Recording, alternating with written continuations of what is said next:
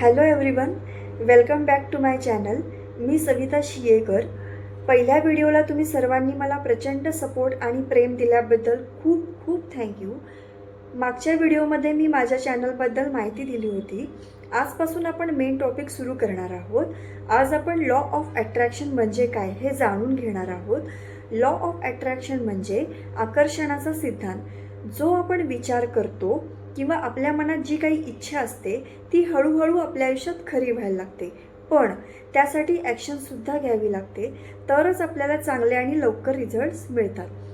मॅनिफेस्टेशनबद्दल आपण सविस्तर शिकणारच आहोत, पण त्याआधी आज आपण लॉ ऑफ अट्रॅक्शनचा परिचय करून घेणार आहोत. तो कधी आणि कसा सुरू झाला हे पाहणार आहोत. लॉ ऑफ अट्रॅक्शन हा विचार जगभर पोचला तो द सिक्रेट या पुस्तकामुळे.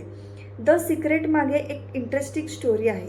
द सिक्रेट या पुस्तकाच्या लेखिका आहेत रोंडा बर्न. रोंडा बर्न या ऑस्ट्रेलियन लेखिका आहेत. एक काळ असा होता की त्यांच्या आयुष्यात खूप कठीण परिस्थिती होती. त्या स्ट्रेसमध्ये होत्या, इमोशनल स्ट्रगलमधून त्या जात होत्या आणि त्याच वेळी त्यांना एक जुनं पुस्तक मिळालं आणि त्या पुस्तकात एक साधा विचार होता, पण तो विचार खूप पॉवरफुल होता. तो थॉट असा होता की जसं आपण विचार करू तसं आपल्या आयुष्यात घडतं.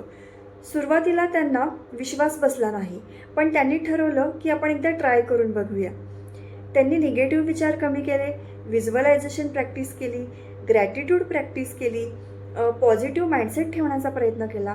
हळूहळू त्यांच्या आयुष्यात चांगले चेंजेस जाणवायला लागले. त्या स्वतः अधिक पॉझिटिव्ह आणि फोकस्ड फील करू लागल्या आणि मग त्यांनी ठरवलं की हा विचार आपण सगळ्यांपर्यंत पोचवायचा.